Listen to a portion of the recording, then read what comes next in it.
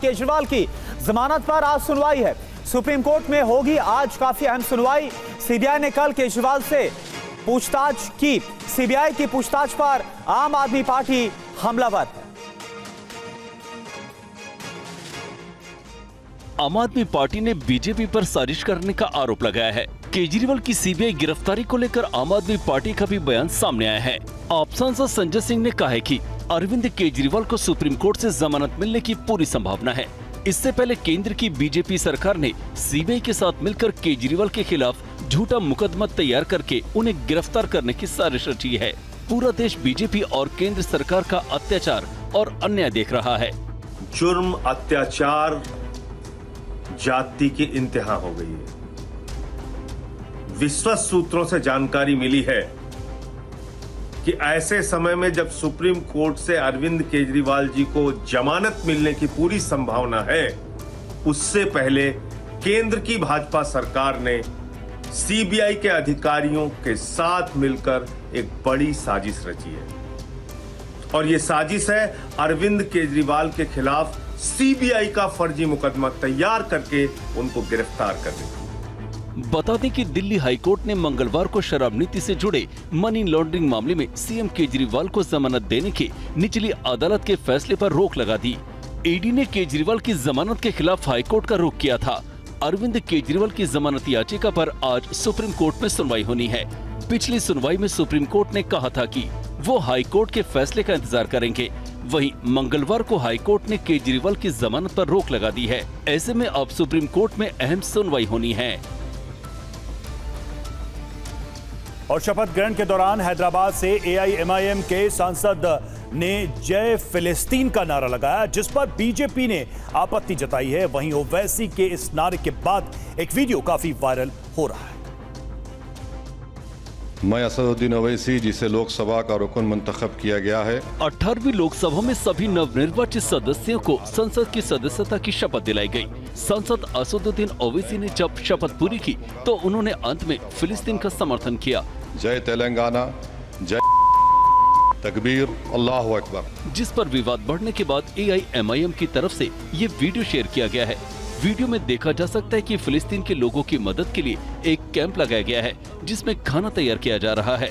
फिलिस्तीन के युद्धग्रस्त लोगों को मदद पहुंचाने के लिए इस कैंप का आयोजन किया गया था। असदुद्दीन ओवैसी के छोटे भाई अकबरुद्दीन ओवैसी ने इसका आयोजन किया था। एआईएमआईएम की तरफ से कहा गया है कि फिलिस्तीन भारत के लिए कोई नया मुद्दा नहीं है। फिलिस्तीन और वहाँ के लोगों से भारत का हमेशा से अहम रिश्ता रहा है। भारत ने हमेशा से फिलिस्तीन का समर्थन किया है। ऐसे में सांसद असदुद्दीन ओवैसी ने जय फिलिस्तीन बोलकर कोई गुनाह नहीं किया है, बल्कि वहाँ के लोगों के प्रति एकजुटता दिखाई है, जैसे कि पूरी दुनिया दिखा रही है। और देखिए बड़ी खबर, लोकसभा स्पीकर का आज होगा चुनाव। पीएम रखेंगे ओम बिरला के नाम का प्रस्ताव। पर्ची के जरिए हो सकता है मतदान, जो जानकारी सामने आ रही है।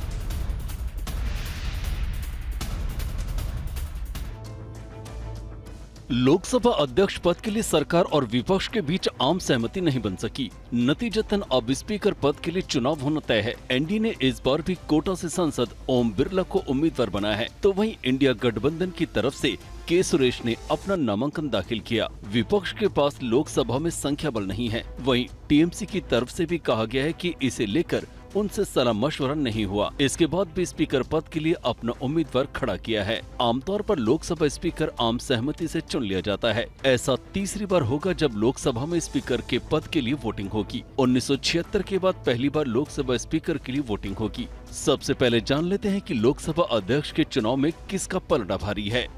लोकसभा में फिलहाल बीजेपी के 240 सांसद हैं, टीडीपी के 16 और जेडीयू के 12 सांसद और अन्य सहयोगियों को जोड़ लिया जाए तो एनडीए गठबंधन के पास कुल 293 सांसद हैं। इन सभी सांसदों ने शपथ भी ले ली है, यानी ये स्पीकर के लिए वोट डालने के हकदार हैं। वहीं दूसरी ओर इंडिया गठबंधन के पास कुल 235 सांसद हैं। इसमें 29 सांसद टीएमसी के भी हैं। अन्य के खाते में 14 सांसद हैं। वहीं 7 सांसदों ने अभी तक शपथ नहीं ली है। ऐसे में ये सांसद भी स्पीकर के लिए वोटिंग नहीं कर पाएंगे। अगर टीएमसी ने साथ नहीं दिया तो इंडिया के पास केवल 204 सांसद बचेंगे। हालांकि एनडीए गठबंधन के उम्मीदवार के तौर पर ओम बिरला का आसानी से चुनाव जीतना तय माना जा रहा है। और शिरोमणि अकाली दल के अंदर विरोध के सर फिर उठने लगे हैं। जालंधर में वरिष्ठ नेताओं ने एक बैठक की जिसमें उन्होंने पार्टी प्रमुख को बदलने की मांग की। देखिए 60 सेकंड में पूरी रिपोर्ट।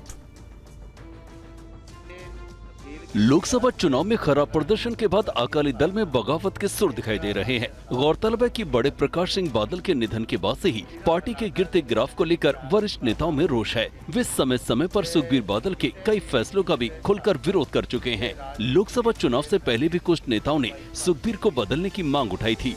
अब चंदूमाजरा का बयान सीधे सुखबीर बादल के लिए संकेत है कि वे प्रधान पद छोड़े और पार्टी को बचाने के लिए नए सिरे से प्रयास करने होंगे और नेतृत्व में भी परिवर्तन जरूरी है। दरअसल वरिष्ठ नेता चंदूमाजरा ने सुखबीर बादल का नाम लेकर कहा कि उन्हें बलिदान की भावना को समझना चाहिए। लोकसभा चुनाव में अकाली दल ने पंजाब की सभी 13 सीटों पर प्रत्याशी उतारे थे, लेकिन सिर्फ एक सीट बठिंडा जीत पाई। इस सीट पर भी सुखबीर बादल की पत्नी हरसिमरत की वजह से जीत मिली। पार्टी के 10 उम्मीदवारों की जमानत जब्त हो गई। पार्टी को 2019 लोकसभा चुनाव में 27.45% वोट मिले थे, लेकिन इस चुनाव में उसे केवल 13.42% मत मिले।